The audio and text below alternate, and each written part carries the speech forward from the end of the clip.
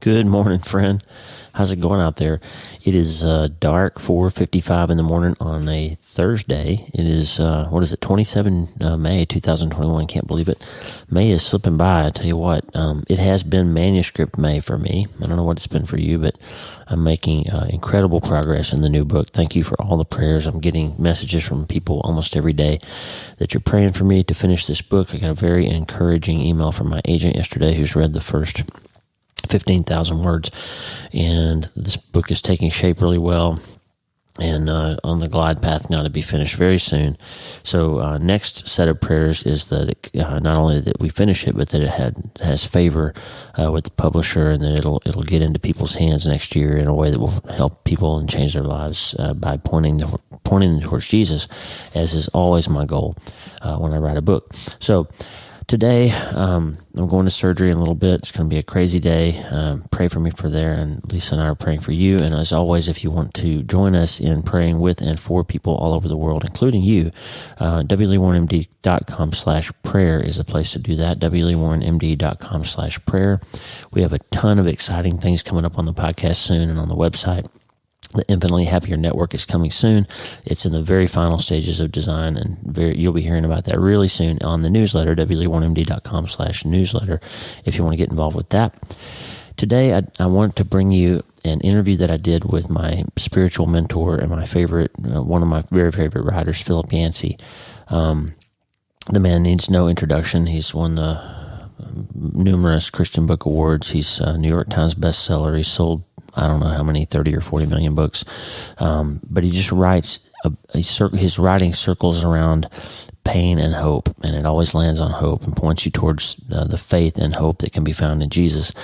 And back in 2015, I had Philip on the podcast for the first time. And we just talked about some deep things that I just feel led this morning to bring back to you. This episode has not been online and available for a while.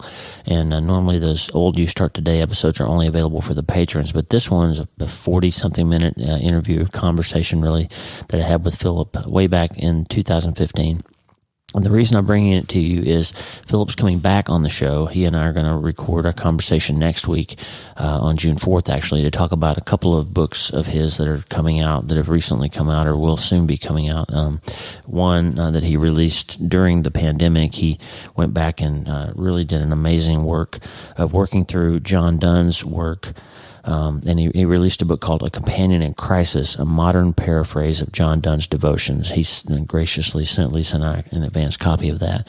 And we're going to talk about how to find some peace and hope in the moment that you're in by going back and seeing how people have handled hard things in the past. And John Donne has done that really well with a little book that he wrote 4 centuries ago, and Philip brought that back to us in a modern way.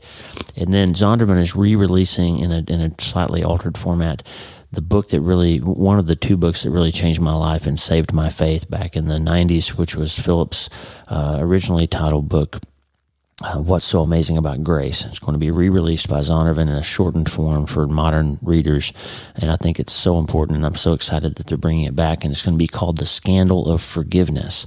And so Philip and I are going to have a great conversation that you'll be able to hear in a couple of weeks, and so I thought it would be fun and helpful to bring back the conversation from 2015, and then to bring back and remind you of the conversation that Philip and I had in 2020, before that June 4th recording, which you'll probably hear the week after that.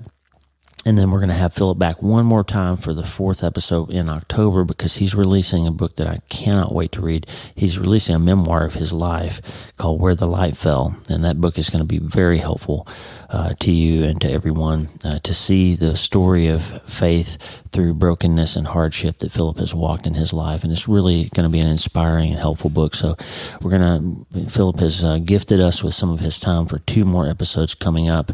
And I thought in preparation for that, I want you to get to know this man who has made such a difference in my life. And so we're going to bring back today the first episode that Philip and I did together back in 2015. Remember, when I'm bringing you older content, that we're going to talk about some links that might not be active anymore. I can't control that. So if I tell you, if you hear a website address in that episode and you try to go to it and it doesn't work anymore, that's because the internet changes.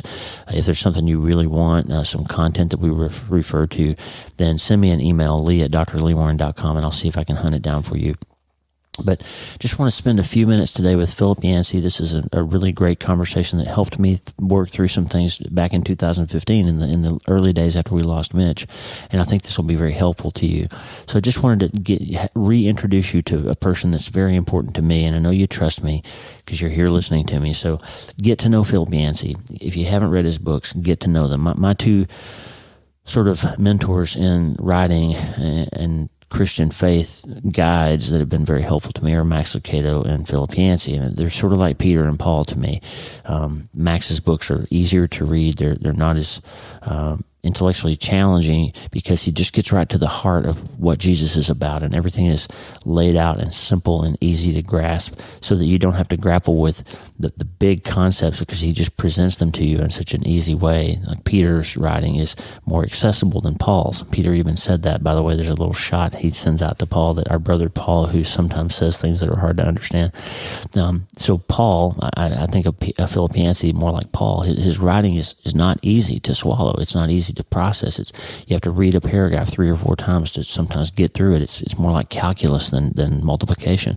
It's difficult, but it's difficult for a purpose, because in grappling with those big questions and hard things, you start to unwind that Gordian knot and solve the Rubik's Cube of the issues that you're going through. And that's related to me very well over the years. And my books are more hopefully in the middle of those two, but Philip says some things that you have to think about and really chew on for a long time. And so I want to bring this back to you.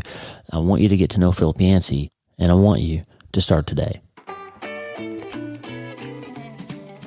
Hey, I'm so glad to have you listening today. I'm Dr. Lee Warren, and I live in Nebraska in the United States of America with my incredible wife, Lisa Warren, and the super pups, Harvey and Lewis, who are in all kinds of trouble right now, bringing dead raccoons home and all kinds of stuff every day.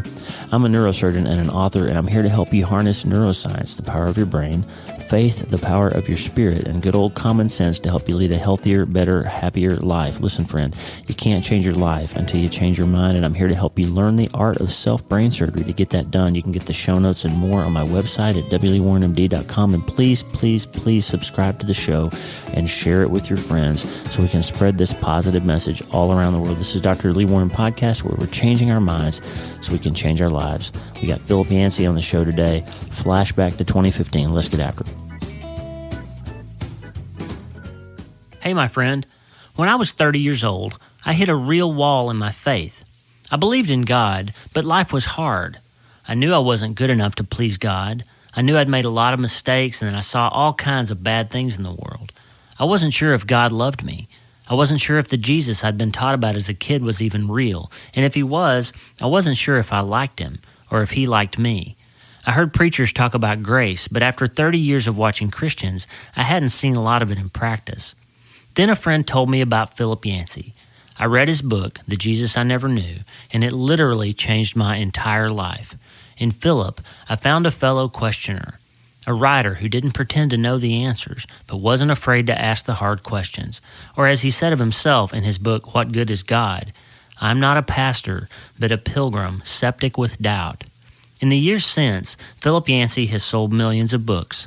He's won awards, traveled and spoken around the world, and kept asking questions. But he took the time to answer an email I sent him a few years ago, and we became friends. He even wrote the afterword to my book, No Place to Hide. I'm so excited to introduce you today to my spiritual mentor, my friend and fellow pilgrim, Philip Yancey. Hi, Philip. Welcome to You Start Today. Well, thank you very much, Lee. It's great to have you, but before we get going, I have one question for you. Okay. Are you ready to start today? I'm ready to start. This is John Lee Dumas of Entrepreneur on Fire, and you're listening to You Start Today with my friend, Dr. Lee Warren. If you want to ignite, you start today. Welcome to You Start Today, the Dr. Lee Warren Podcast, episode 41. You can get the show notes, all the links mentioned, and more information about Philip Yancey, Dr. Warren, and more at wleewarrenmd.com/041. You've tuned in, along with folks from all over the world, to become healthier, feel better, and be happier starting today. Remember, if you want to experience real-life change, stick with your friend the brain surgeon, Dr. Lee Warren. He'll help you survive and thrive through the wars of life. Be sure to stay tuned to the very end for a special announcement. Let's get started. Philip Yancey is a native of Atlanta, Georgia. He earned graduate degrees in communications and English from Wheaton College and the University of Chicago. He joined the staff of Campus Life magazine in 1971 and worked there for 10 years as editor and then publisher. Then Philip became a full-time writer, initially working as a journalist for publications like Reader's Digest, National Wildlife, Christian Century, and the Reformed Journal. For many years, he wrote a monthly column for Christianity Today magazine, and he still serves there as editor-at-large. He's written over 25 books. The books have won 13 Gold Medallion Awards from the Christian Publishers Association and have sold more than 15 million copies in English, among other 35 some odd languages in the world. Christian bookstore managers selected The Jesus I Never Knew as the 1996 Book of the Year, and What's So Amazing About Grace received the same award in 1998. His most recent books are The Question That Never Goes Away and Vanishing Grace, Whatever Happened to the Good News. Philip and his wife Janet live in Colorado, and in addition to being an impressive writer and world traveler, he and Janet have both climbed all 54 of the 14,000-foot mountains in Colorado. It's such an honor to have Philip Yancey here with us on You Start Today. I want to jump right into the conversation, but first, a word from our sponsor. Hey, all you entrepreneurs out there. This episode of You Start Today is sponsored by OnlineCourseMaker.com. Join New York Times bestseller Chris Brogan in learning how to easily build your own online course today. Go to wleewarrenmd.com/CourseMaker for more information. Now back to the show. Tell us who Philip Yancey is. Good question, because I'm in the middle of writing a memoir, Lee, so I've been thinking about nothing but my story for months now. And that's great. You hear stories of people who have various life experiences and then come to God.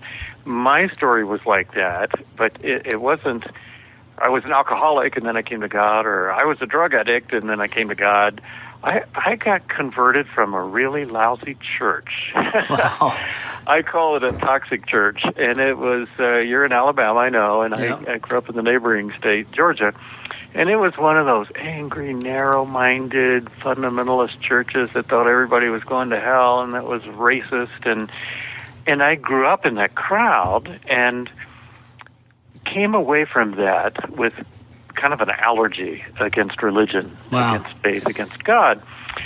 And then various things happened to show me a different way. And ever since, as a writer, I've had the privilege, and I really do consider it a privilege, to go back, pick up parts of my past, kind of scrub them off, figure out what is worth keeping and what is not. And that's what I do in my books.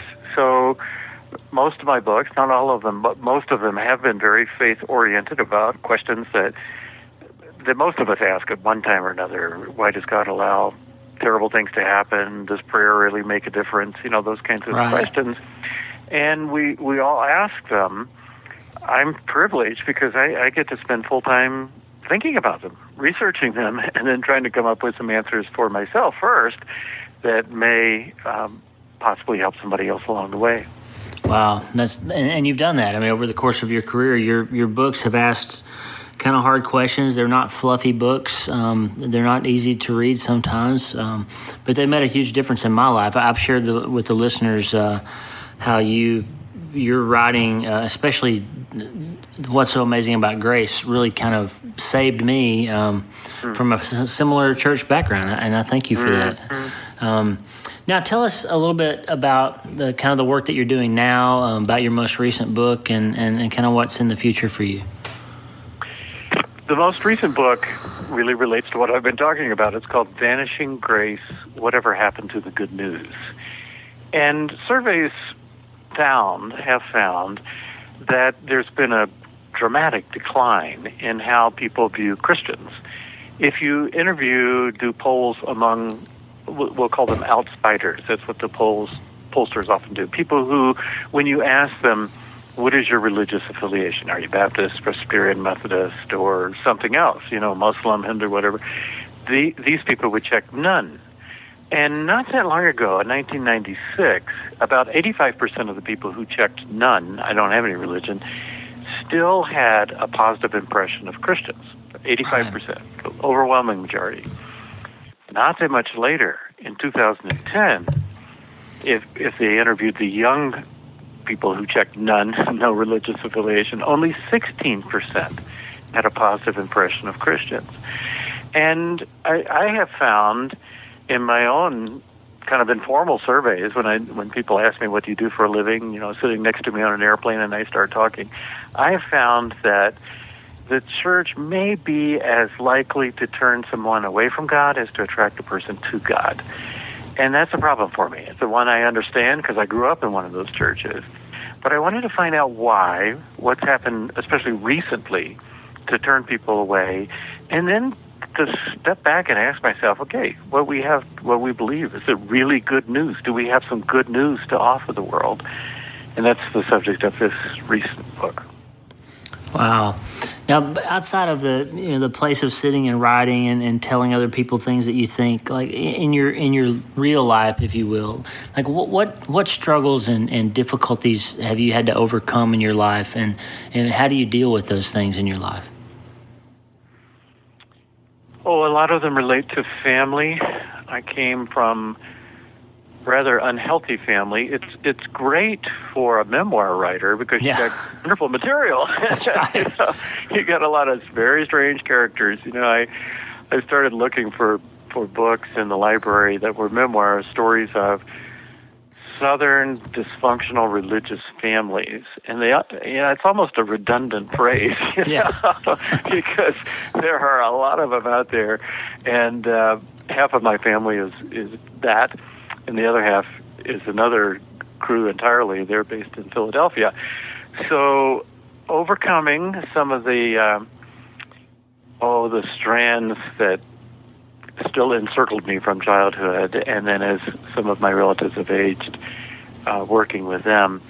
And then also, Lee, because I have written about pain and disappointment, and the very first book I wrote actually was a book called Where is God When It Hurts?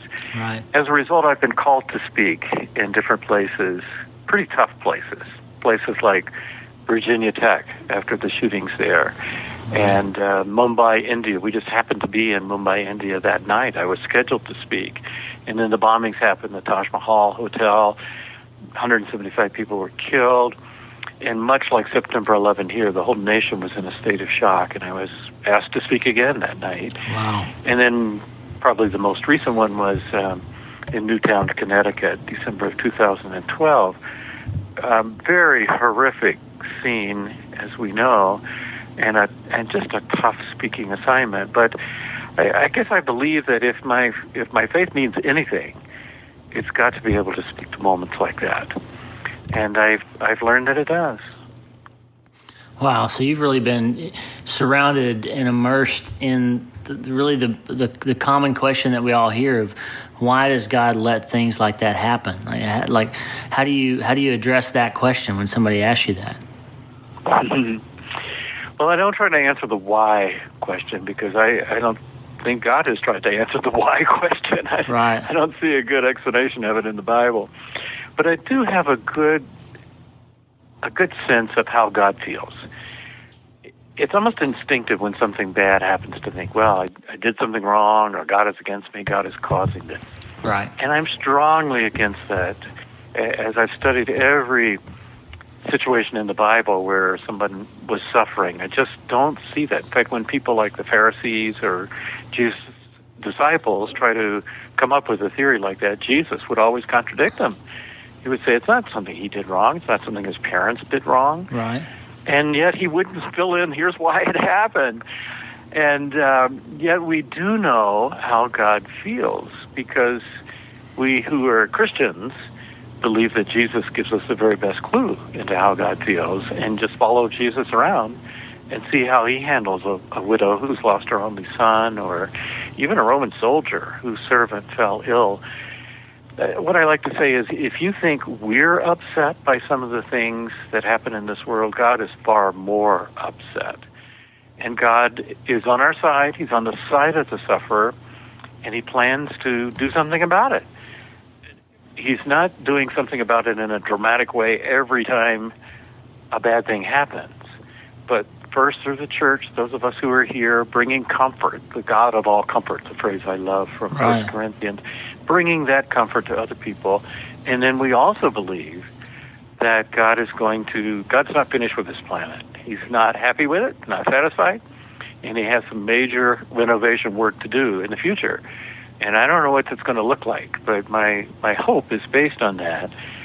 We happen to be talking right before the Easter season, and that's the paradigm that we hope will apply to the whole universe. What happened to Jesus was a very sad, tragic, terrible thing, but we now look back on it as Good Friday, right? because God can take anything that happens and somehow work out of it something good.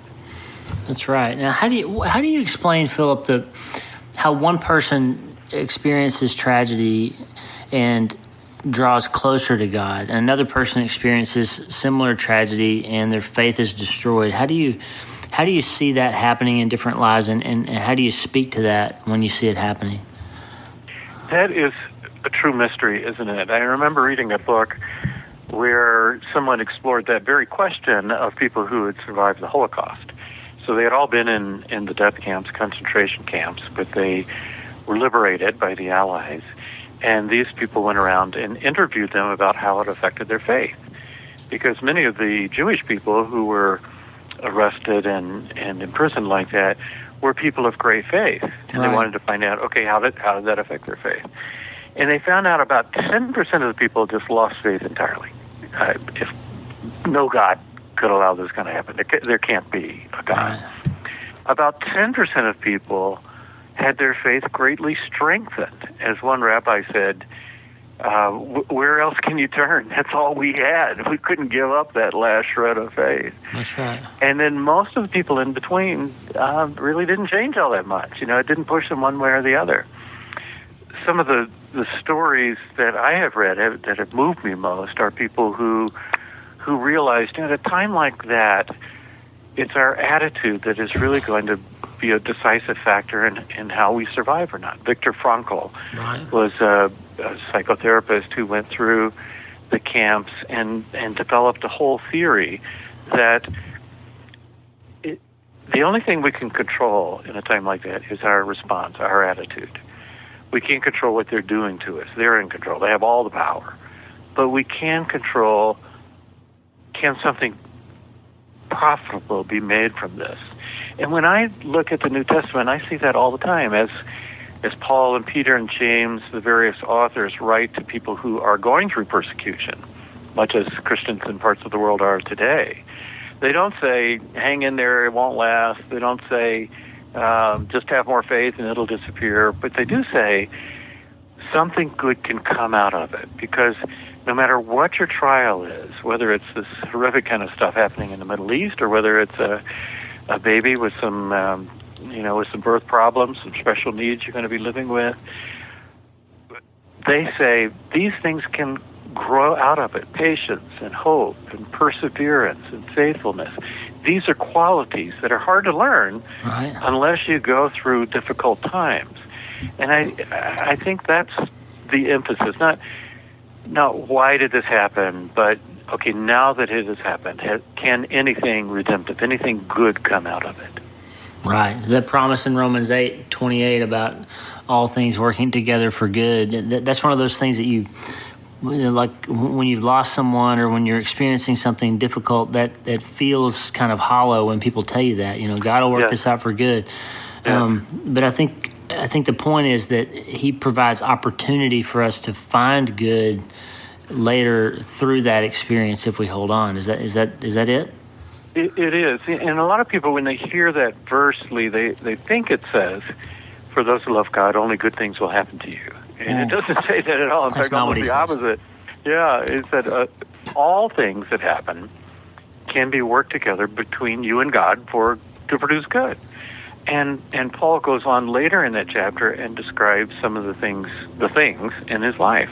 And he did not have an easy life. He had beatings and imprisonments and close escapes and shipwreck and snake bite, and he mentions a lot of those things, and yet he concludes very triumphantly saying, in spite of all of these things, they were used for good, for my good, and I believe that the foundation of the universe is God's love, and nothing can ever get in the way of that. He gives this whole list of things, death, nor life, nor time or space or angels. He just goes through the whole list, and that's the lesson that he clings to going through hard times. You always find him somewhere in that, and I think that's been true for us as we've gone through our great trial of losing a child, that we've found ourselves closer to him. I saw John Piper wrote in one of his devotionals last week that sometimes when you think you've hit rock bottom, you've really hit the rock of ages.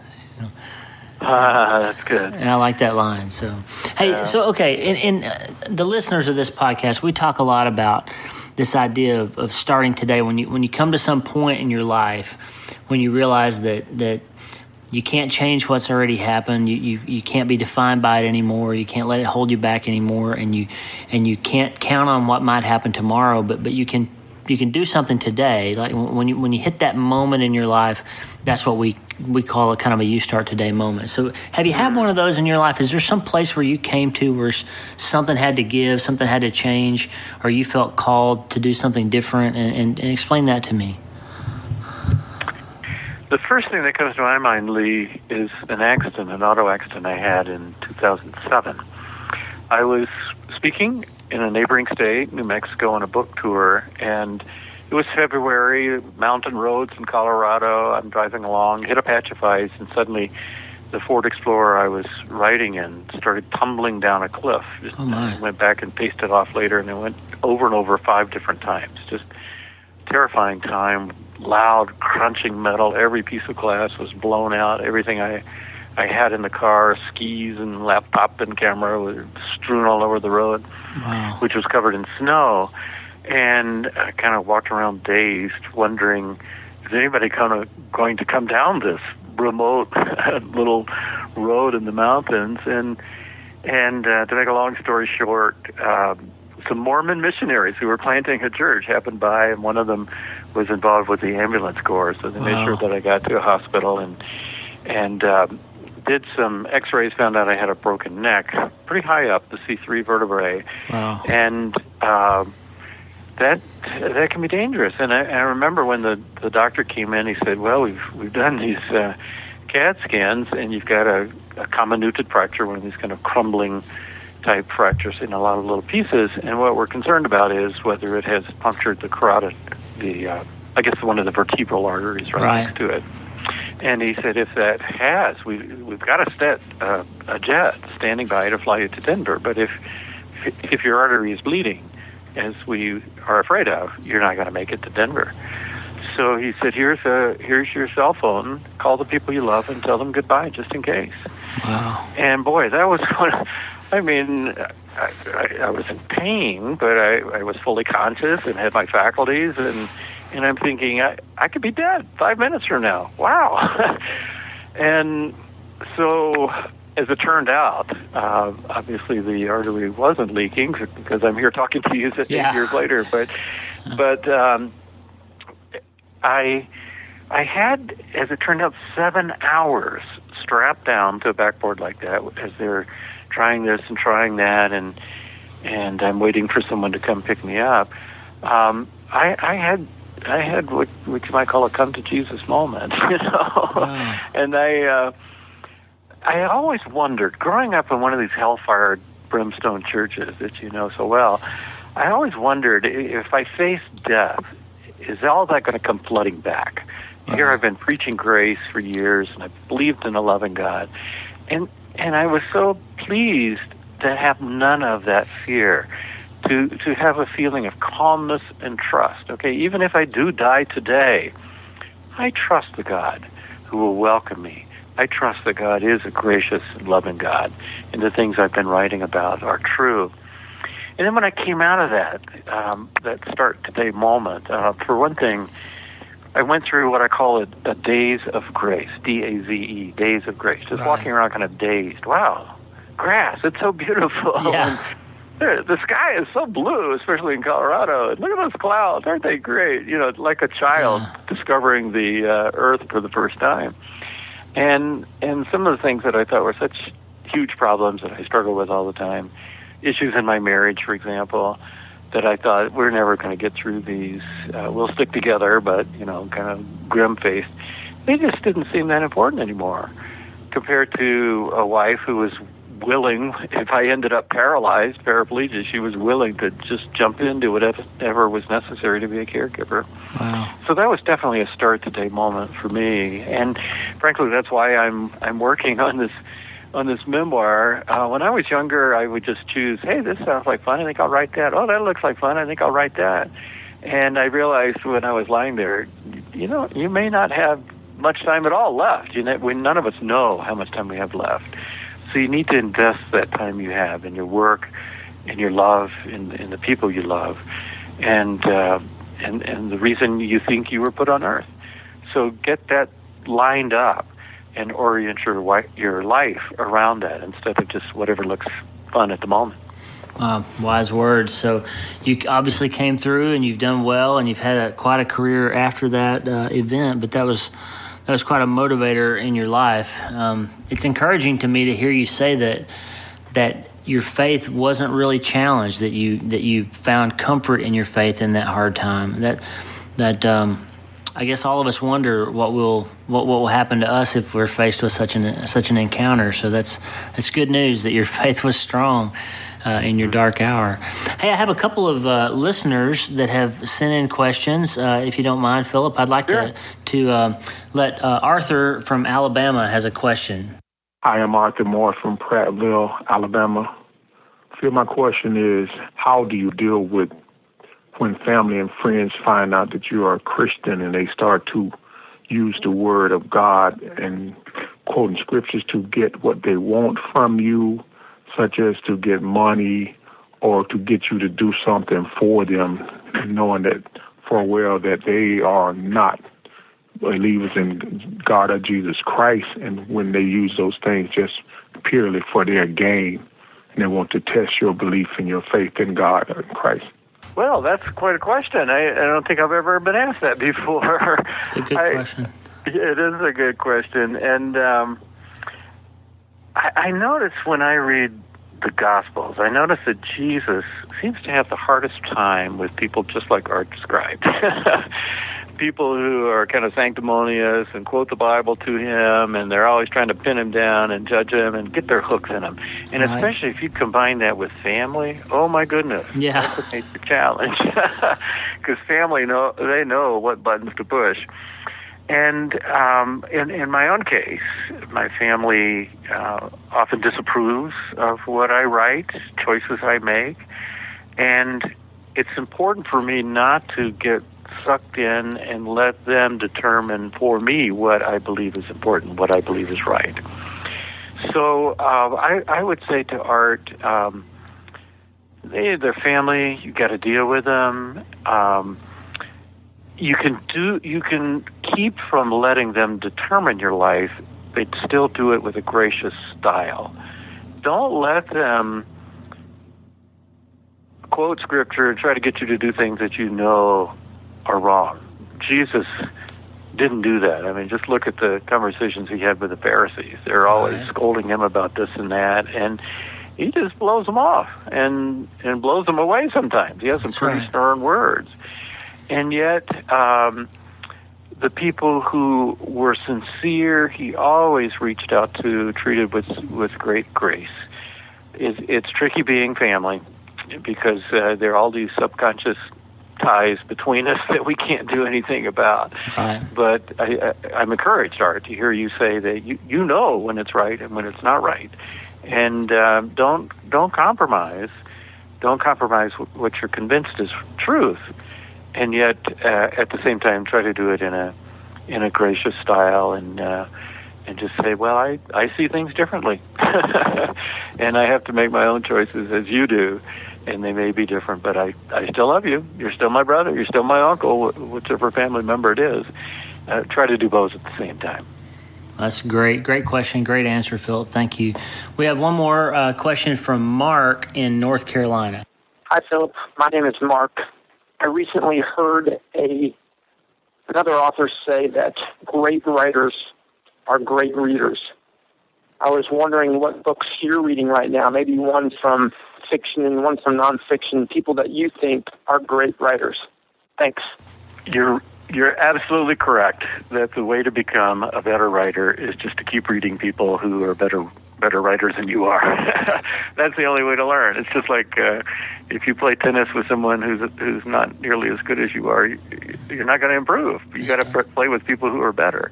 And I have an easy answer to that. It's not exactly what I'm reading right now, but I wrote a book called Soul Survivor that tells of people, great writers who inspired me. Some of them are old-time people like Tolstoy and Dostoevsky, but also there were some I interviewed in person, Frederick Buechner, Henry Nell, and people like that.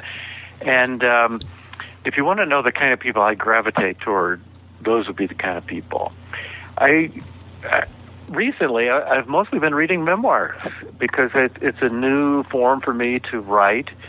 And when I try something new, I want to go to the good people. I counted up the other day. I read about 250 memoirs in the last few years. Wow. Just one after the other, trying to find out what makes a good memoir. What can I learn? And every one of these books stimulates something out of childhood memories or whatever that I wouldn't have thought of if I had not read that book. So if you want to know my taste in books, pick up Soul Survivor. And one of these days on my Facebook or website or something, I'll publish some of the memoirs that really stand out to me too. And I just encourage you to keep reading. I'm encouraged to find out that there are people out there who are actually still reading books. There are many. So we do a book a week challenge on the website, and lots of folks, including Mark, write in and tell us what they're reading every week. So, oh wow, that's great. So, one more question. Someone who wished not to be identified said, "I'm a Christian. I try to live my life correctly. I try to do everything right, and my life never stops being hard. Philip, why does life always have to be so hard?" So hard. I remember a book that was a bestseller a number of years ago, and I got to know the author a little bit, and that is The Road Less Traveled by Scott Peck. Right. And I remember the very first line, life is difficult. That's the first sentence he came up with. And frankly, if I was trying to sell a book, that's probably not the first sentence I would come up with. But right. It became this huge bestseller because people identified, just like this listener, people identified, yeah, you're right, it is difficult. So what do we do about it? What do we do? I'm old enough, I'm 65 this year, and it's one of those hallmark times when you kind of look back on life, and we go through seasons. There are some seasons that are really hard. I was giving a talk a few places overseas, and I talked about the seasons of our faith, going through springtime, summertime, fall, and winter. And winter is the tough time. That's you know about that, Lee, and losing your son, and of course you saw many people going through that when you were in service in Iraq. People who are losing body parts and their whole lives changed. And one thing that struck me as I was thinking about winter, I came across a line from a botanist that I'd never thought of before, and that was, he said, in the winter, trees look dead. I look out my window right now. I live in Colorado. There's not a leaf on the deciduous trees. They look like dead sticks. Right. I don't know whether this aspen is dead, will come back to life in spring or not. It looks dead. But the botanist will tell you that it actually does most of its growing in the winter season. It puts down roots. That's where the main growth occurs. And if it doesn't happen, then it won't come back to life in springtime. And I've seen that again and again. I remember going to some of these places like Newtown and Virginia Tech, and even mega disasters like the Japan tsunami, and seeing in person how communities pulled together. Hurricane Katrina, the way churches pulled together and the survivors pulled together and and became stronger. And that's happened again and again. It's just after September 11th, the United States, we don't turn away from each other. We pull together at a time like that. And that winter season can be one of the times of growth. When you're in the middle of it, you can't see it. You're just trying to stay alive. You're just trying to survive. But later, you can look back and say, now I understand. There are things that happened during that period that nourished everything that has happened since. Wow.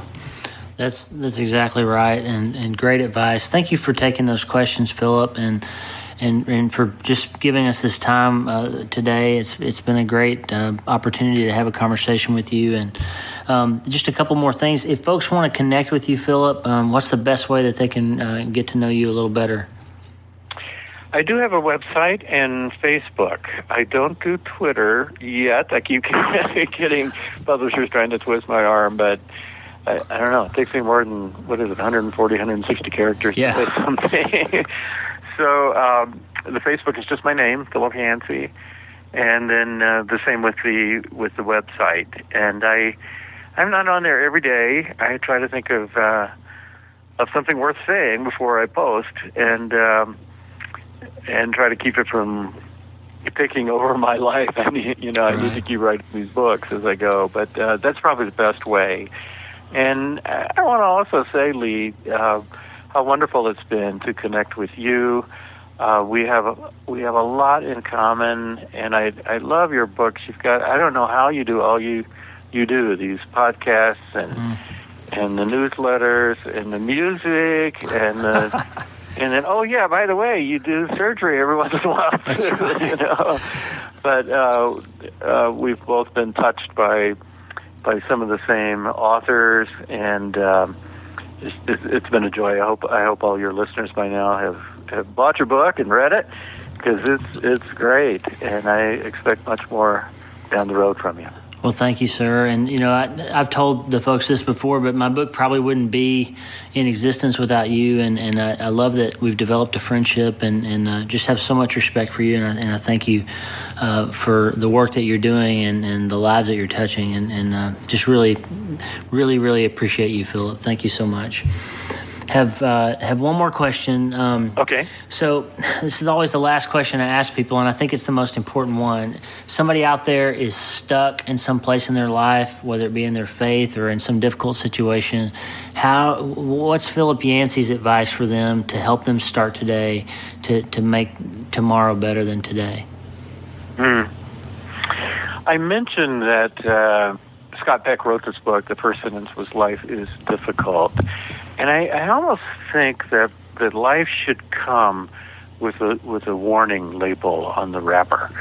I remember seeing advertisements on television for some difficult thing, and it'll say, professional drivers do not practice this in your home. Right. Life should come with a label, do not practice this alone.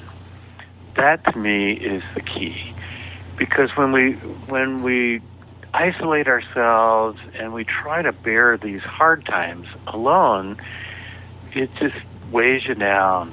Find people, a supportive community. For some, it's family. In my case, it really wasn't. For some, it's church. Some people have a hard time with church. But just don't do it alone. I have seen these surveys. I mean, you do surgery all the time, Lee, and you know what it takes for people to recover.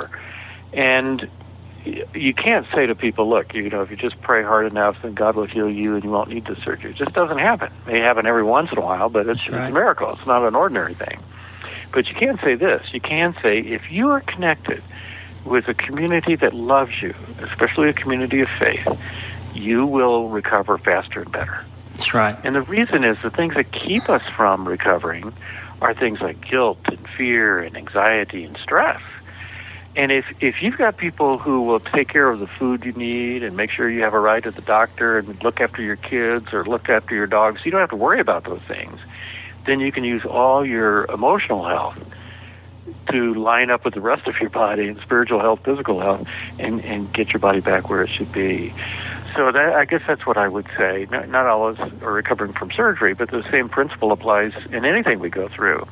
Don't practice it alone. Find some people that you can lean on, and then people who can lean on you when you're in a healthy place. We go through these seasons, and the only way to survive is for us to develop the kind of community that gives us strength whatever season we're in. Well said, sir. And Philip, I really appreciate it. Thanks so much, and God bless you very much. I enjoyed it. Good questions, Lee, and the rest of your listeners out there.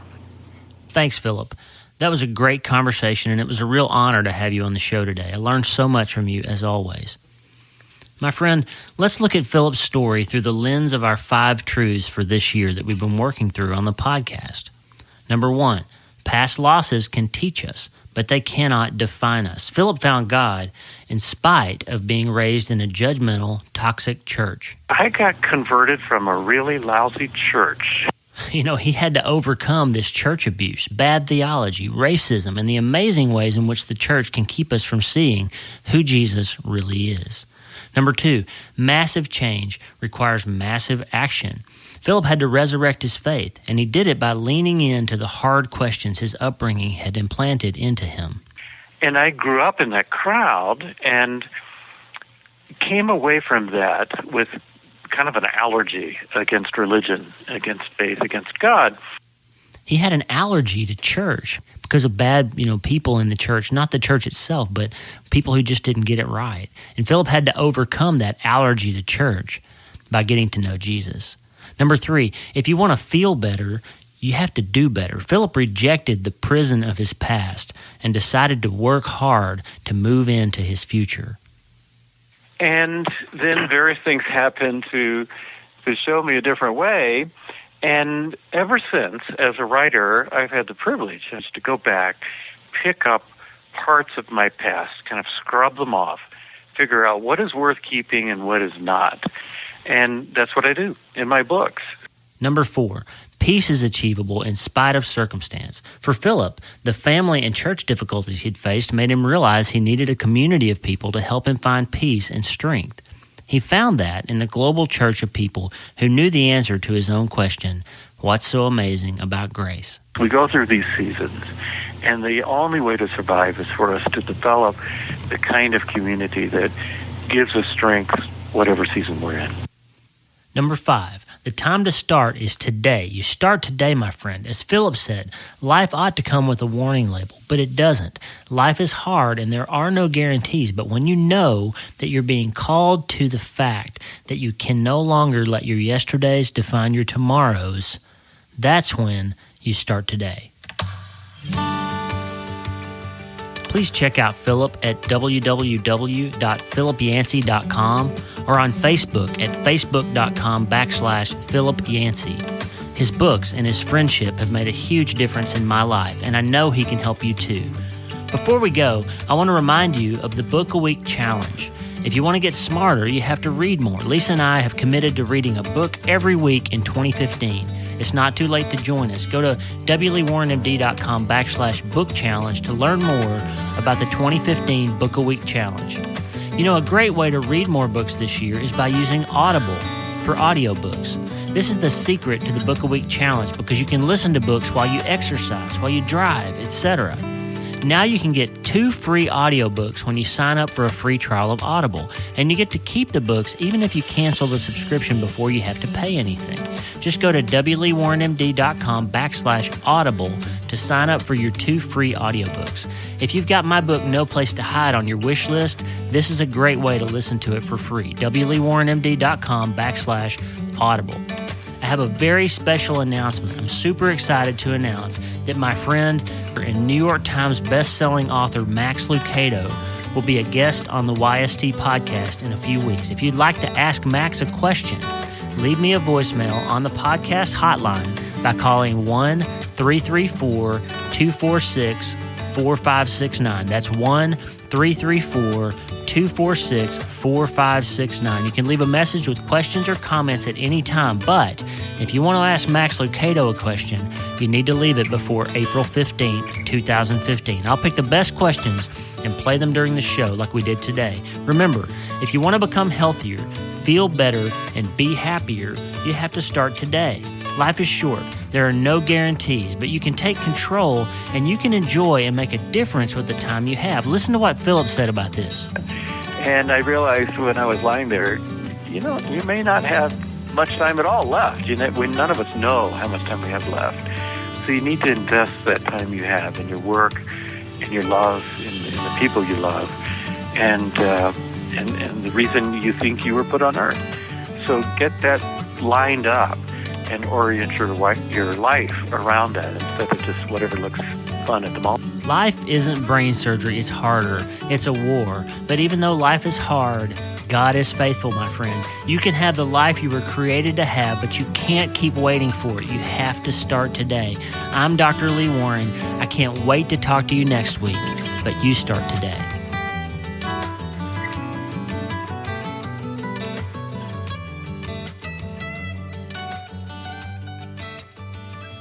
I hope that was helpful to you, friend. I love talking to Philip. I love reading his books. I would highly encourage you to start with The Jesus I Never Knew, even though that's one of his oldest books. It's just a great way to see Jesus in a different way than you've thought about him before. The Jesus I Never Knew by Philip Yancey. It's just an amazing book. So check it out. And I hope that this was helpful to you. We're going to bring Philip's second episode from 2020 back to you soon. And then I'm recording another conversation with him next week. And just he's a guy that you need to know. If you want to walk this walk and find a way to navigate the hard things of life, if you're having trouble managing that, Philip's been there. He's done that. And he can help you. So get to know Philip Yancey, philipyancey.com. And as always, start today. Hey, thanks for listening. The Dr. Lee Warren podcast is listener supported. Check out patreon.podbean.com/Dr. Lee Warren, patreon.podbean.com/Dr. Lee Warren. There is massive value to be found in the patron program. You get a special episode every month. It's only for patrons. Nobody else gets. The old Dr. Lee Warren episodes past, there's 100 episodes free for everybody all the time. But past that, the first 100 episodes past the most recent 100 are only available to patrons. And then the old You Start Today episodes are only available to patrons, and there's all kinds of great stuff in there. So there's 175 or 180 episodes that you have access to only if you're in the patron program. You also get free books, transcripts, and all kinds of extra stuff. We're going to start doing some Zoom events with the patrons and all kinds of great stuff coming. So massive value there. If you like the podcast, think about supporting us. patreon.podbean.com/Dr. Lee Warren. Hey, you can't change your life until you change your mind. And a good place to start there is my website, wwarrenmd.com. All the podcasts, there's some old blog posts there. The Infinitely Happier app is coming soon, which you're only going to get invited to if you're getting the newsletter, which you can sign up for at wwarrenmd.com/newsletter. And please don't forget, if you need prayer, and we all do, join us on the prayer wall. You can post prayer requests. You can pray for other people. When somebody prays for you, you get an email to tell you. I'll just always pause for that look. I love Tommy Walker. Anyway, you get an email to tell you that somebody's praying for you. It's just a great community that's sprung up around the prayer wall. That's going to be even more fun because it'll be in real time on the Infinitely Happier app that's coming soon. The theme music for the show is Water into Wine by Tommy Walker, graciously provided for free by Tommy and the good people who are changing the world at Tommy Walker Ministries. You can get the music for free, including their new album, Highest Praises, which is wonderful, at TommyWalkerMinistries.org. Don't forget, wwarrenmd.com/prayer. And hey, get to know Philip Yancey, okay? Listen, here's how much I think that's important. The first listener that writes in, Lee at drleewarren.com, I will send you a copy of The Jesus I Never Knew by Philip Yancey. Write in and say, hey, I would love to read Philip Yancey's book. I'll send you a digital copy through email if you want it. Lee at drleewarren.com. Send me an email. I'll send you Philip's book. I'm Dr. Lee Warren. I'll talk to you soon. God bless you, friend. Have a great day.